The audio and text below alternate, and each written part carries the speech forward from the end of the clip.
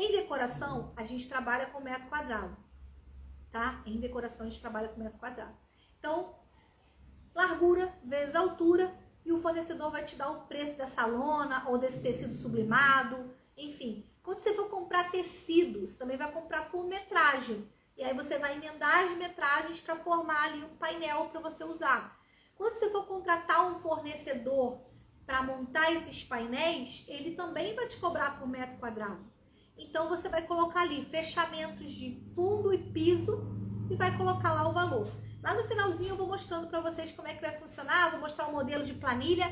O melhor sempre fica para o final. Então se você quer pegar o modelo completo, você fica até o final da live que eu vou te ensinar, tá? E ali no chão você tem vários acessórios, outra categoria. Então se você vai alugar acessórios, se você não vai usar só o seu acervo, você vai colocar lá, ó, city garden de cerâmica, bandejas de cristal, castiçal, tarará. Você vai listando todos os acessórios e o valor de custo para que você alugue aqueles acessórios.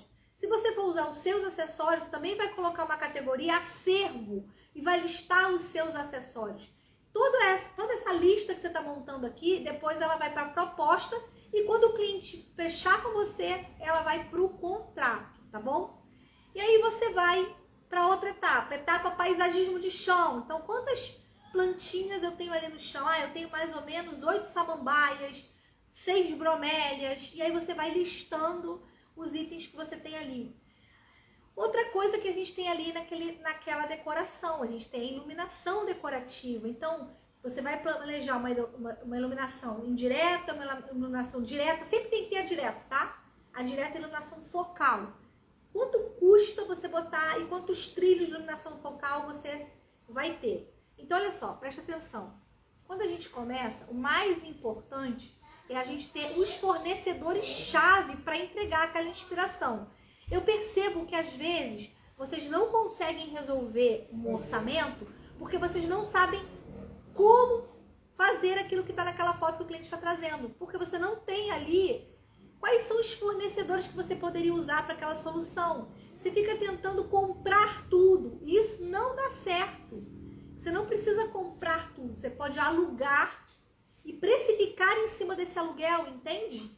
É muito mais estratégico do que ficar saindo comprando tudo. Naquela esperança assim, eu vou comprar e depois em algum outro momento eu vou usar. E você está sempre esperando a próxima festa para lucrar. E isso não acontece. Então o cliente trouxe aqui para mim a foto de inspiração lá do Borro. Ele trouxe aqui para mim um lounge. E é assim que o cliente traz pra gente. Só que uma foto de inspiração, ela traz muita informação. Ela traz informação de iluminação, ela traz informação de mobiliário, ela traz informação de camadas, abaixo do nível dos olhos, no nível dos olhos, acima do nível dos olhos, né?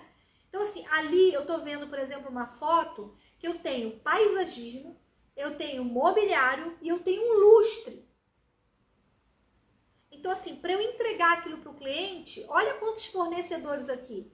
Eu tenho um fornecedor do paisagismo, eu tenho um fornecedor do mobiliário, eu tenho um fornecedor do lustre e eu tenho uma iluminação decorativa instalada aqui. Então, eu tenho 4 fornecedores nessa foto. Quando eu vou lá para a foto, vou avançar mais um pouquinho. Eu vou para essa foto agora do casamento, todo em espelho, que eu estou mostrando aqui no YouTube para vocês. Eu tenho aqui o fornecedor do trainel, né, daquela parede falsa. Eu tenho o florista. Eu tenho o fornecedor do mobiliário, eu tenho o fornecedor do paisagismo, eu tenho o fornecedor do lustre, eu tenho o fornecedor da iluminação, eu tenho o fornecedor dos espelhos, dos acessórios. Eu tenho 8 fornecedores nessa foto inspiração. Percebe? E eu tenho que ter o domínio desses preços. Se eu não tenho o domínio, eu tenho que ter os catálogos. Se eu não tenho os catálogos, eu tenho que ter o acesso a esses fornecedores que eu possa perguntar de forma rápida para montar esse orçamento. Todo mundo concorda comigo, gente?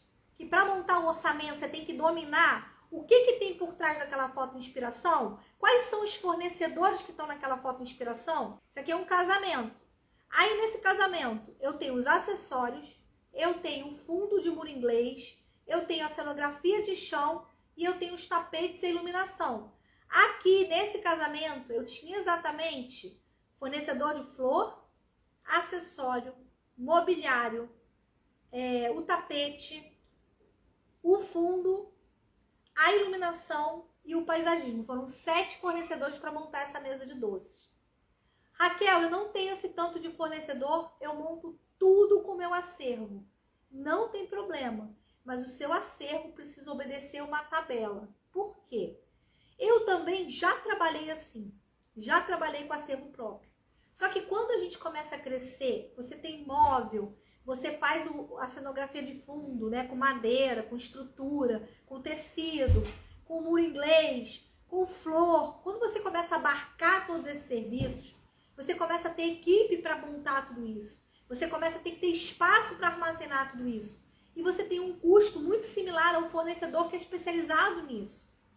Às vezes até mais alto, porque o fornecedor que é especializado nisso, ele dilui o custo dele para vários clientes. E você, como só trabalha nos seus eventos, com o seu acervo, você tem uma diluição do seu custo menor.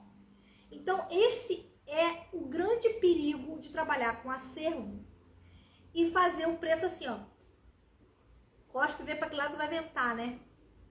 Cospe na ponta do dedo e vê para que lado vai ventar. Você tem que, quando você vende uma festa, você vai fazer ela meses depois. Na maioria dos casos é assim. E se aquele acervo danificar, e se aquele acervo não estiver disponível, você vai ter que repor. E o que começa a acontecer na prática é que a gente não leva isso em consideração. Então, quando a gente vai entregar o evento, a gente está tendo que pegar aquele dinheiro, que seria o nosso lucro, e gastar repondo para entregar o próximo evento. E isso é que não pode acontecer. Então, o seu acervo, ele tem que ser algo que seja autopatrocinado e que ainda te gere retorno. Você pode sim dar um preço camarada para o cliente ou ter um preço camarada de pacote. O que você não pode deixar de contabilizar é o juro, o custo que esse acervo gera e o preço que ele tem que ter de mercado quando o cliente contrata tudo seu, tá bom?